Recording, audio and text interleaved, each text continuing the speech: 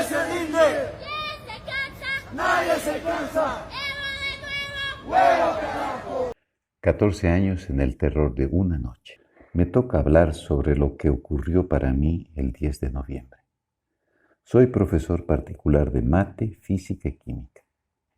Como profesor no tienes días libres la mayor parte del tiempo, y en esta ocasión no sería la excepción. Luego de analizar el preinforme de la OEA, al ver cómo uno a uno iban renunciando las autoridades del MAS, tras la esperanza de los motines policiales, todos estábamos emocionados. Iniciaba la caída del dictador. Pero yo trabajaba ese día. Fui a la casa de uno de mis alumnos que emocionado me decía, parece que hoy renuncia el Evo. Yo no le creía. Le decía, no hay que confiarse mucho, sabemos lo aferrado al poder que está este hombre, pero veamos. Entonces, al terminar de darle clases, debía ir a la casa de otro de mis alumnos y mientras iba caminando, puse en mi celular una página de noticias. Mas, sin embargo, había mucha gente con la radio en sus autos y escuché las palabras de Morales. Renuncio a la presidencia. La gente lloraba de felicidad. Recuerdo que una mujer que no conozco me abrazó. Se caían lágrimas de nuestros rostros. El miedo, el insomnio no volvería. Esa noche podría descansar en paz. Pero dentro de mí, algo me decía que no todo estaba bien. Algo no cuadraba. Hace algunos años tenía un alumno al que le enseñaba matemáticas. Actualmente tiene 17 años. Chico con parientes en el campo, de escuela fiscal. Él puso en su estado, la derecha festejando, aún no saben lo que viene. Prepárense, no se rían antes de que la historia termine. Recuerden que en el 2003 el pueblo indígena se levantó. Desconocí totalmente a ese niño. Lo conocía por 8 años, pero verlo así, tan metido en la política rencorosa, me llenó de temor. Le escribí en sentido de recordarle que tanto la izquierda como la derecha han tenido errores en la política y que finalmente no hay gobierno perfecto, pero que el gobierno de Morales hizo mucho daño. Él me dijo que era el gobierno del pueblo y que la derecha era asesina, que los pueblos se levantarían. Me dio temor. Luego me dijo que cerca a su casa, que es un barrio de la periferia sur, se estaban reuniendo los comunarios. Hago una pausa para señalar que muchos chicos en edades de 17 y 18 años de las escuelas fiscales son invitadas a las juventudes socialistas del MAS. Adoctrinamiento. ¿Dónde? Entonces me di cuenta que lo había perdido. Luego me dijo que había que tener cuidado los próximos días, que la gente de derecha es racista y que yo era la excepción, que la gente de la zona sur es racista, que la clase media, los ricos, son racistas y discriminan, que la izquierda es el pueblo, que no salga de mi casa si no quería tener problemas. Mientras iba mi siguiente alumno, escuchaba las repulsivas palabras de García Linera sobre ese golpe, sobre esa sombra negra que se metió en Bolivia. Claro, estos tipos siempre son tan metafísicos y simbólicos cuando son incapaces de reconocer que ellos cavaron su propia tumba. Entonces recibo un mensaje luego de una hora que decía textualmente, están saqueando en Chasquipampa. Me asusté. Empecé a correr a casa con el fin de poder saber cómo estaba mi familia. Tomé un minibús en dirección a casa. Ahí estaba todo normal. Entonces el chofer recibió una llamada al llegar a Cotacota que le decía que debía apurarse porque empezaron a robar en Chasquipampa. Empezó a correr como loco. Tiraba a las personas casi literalmente del minibús. Un muchacho se subió y dijo, ahora van a pagar los del 21F. Van a saquear la casa de los ricos. Me aguanté de decirle samba canuta porque estaba más preocupado de mi familia.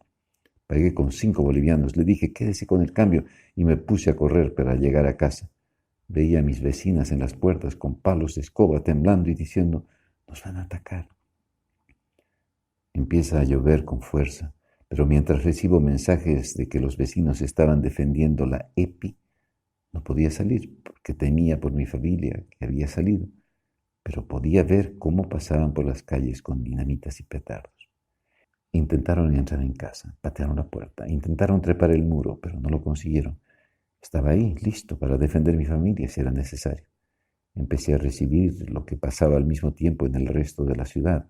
Empecé a preguntar a todos mis amigos y conocidos si solo era mi zona, pero no. Era al mismo tiempo y en toda la ciudad. El grito era el mismo. Ahora sí, guerra civil. El modus operandi, usar dinamita, usar petardos para amedrentar. Ver los pumas quemados me sacó lágrimas. Miedo, dolor, desesperación. Podía sentir eso y más. Todos mis amigos en Ciudad Satélite, en Horizontes, El Alto, Achumani, Pavi, Sehuencoma, se repetía la escena. Los malandros destruyendo casas con sus pedradas. La verdad, con cualquiera de esas podían haber matado gente. Las piedras destruían ventanales. Si había algún enfermo, si había niños. Claro, para ellos no importa el derecho de los demás, solo su derecho. Es imposible no ver tal organización en este actuar criminal. No era una manifestación, era una organización para dar terror. La Paz y algunos barrios de Santa Cruz y Cochabamba no durmieron esa noche con tanta maldad. Teníamos miedo de que volviera. Chasquipampa no tenía a sus vecinos organizados. Era difícil pensar en lo que íbamos a hacer, me invadía la duda. ¿Era la renuncia de Salvatierra la señal de que empiecen los ataques? ¿Era el motín policial un complot del gobierno? ¿Los militares iban a producir un mamertazo? Los mensajes no dejaban de llegar. La resistencia de Cotacota, con ayuda de un cocalero de Adepcoca, pudo espantar a esos malvados con dinamita misma. La Paz era una zona de guerra. No dormimos esa noche.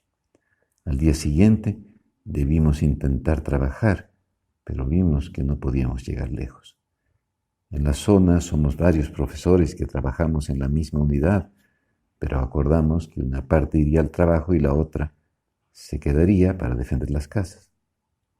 Esta imagen se repetía por toda la ciudad.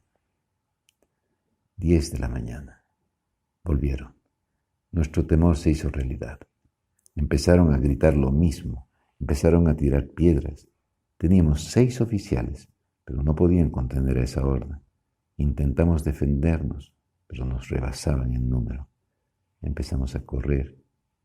Mi vecino volvía a casa. Tuvo la mala suerte de que en ese momento incendiaran la EPI. Él no participaba en nada, no protestó, no dijo nada. Empezó a correr cuando estas personas empezaron a lanzar piedras de la nada y pretendían agarrarlos a él y a su hermano. Los agredían por tener la piel más cara, por ser jailones. Mentira, ellos viven al día, por ser cambas, aunque son repaseños. Lo golpearon más de 20 personas, lo apalearon con todo y le patearon todo el cuerpo. Creo que si hubieran pasado 2 minutos más, él no estaría con nosotros. Tremendos golpes en la cabeza, espalda y piernas, heridas abiertas, sangre en su cuerpo. Mientras ellos le decían que era un enviado del Oriente, que era una guerra civil, que él no sabía lo que era pobreza. Pretendían desnudarlo, llevarlo a que marche en su marcha pacífica, sin ropa. Le robaron todo. Una mujer le pegó en la cara por despreciar la pobreza. Su madre no pudo ayudarlo, pero también la amenazaron y golpearon. Amenazaron con quemar su casa y violar a sus hermanas. Tiraron piedras. Pensé que ya lo habíamos perdido, pero más bien pudo recuperarse. ¿Qué pasa con estas personas?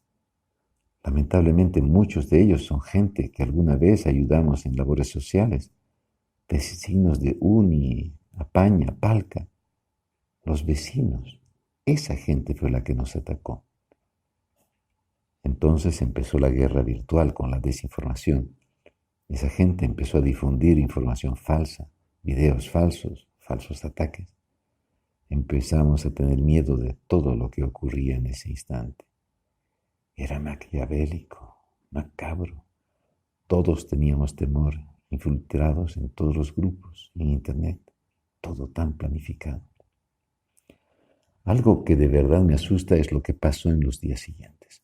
No podíamos salir a la avenida principal porque ellos bajaban, te tiraban piedras. A mi madre la golpearon por defender a una jovencita. A una mujer le robaron el celular por grabar la marcha pacífica.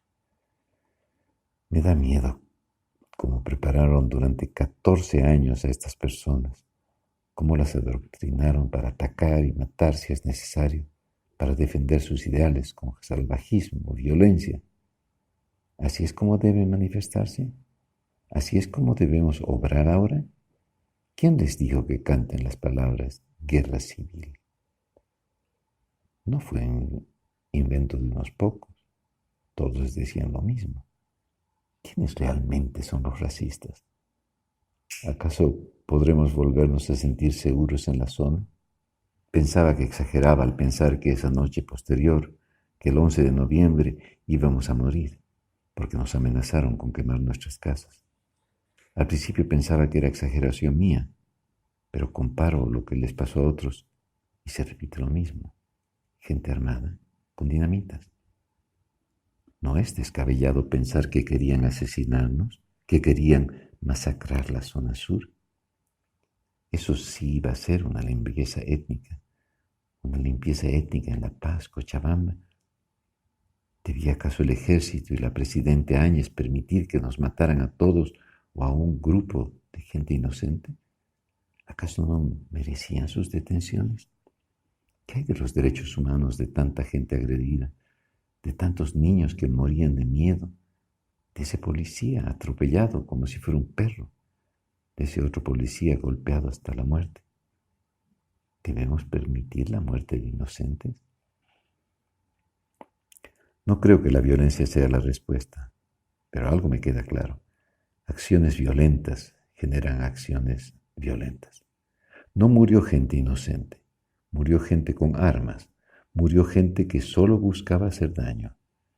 Me apenan las lágrimas de los dolientes, pero no les creo la total inocencia.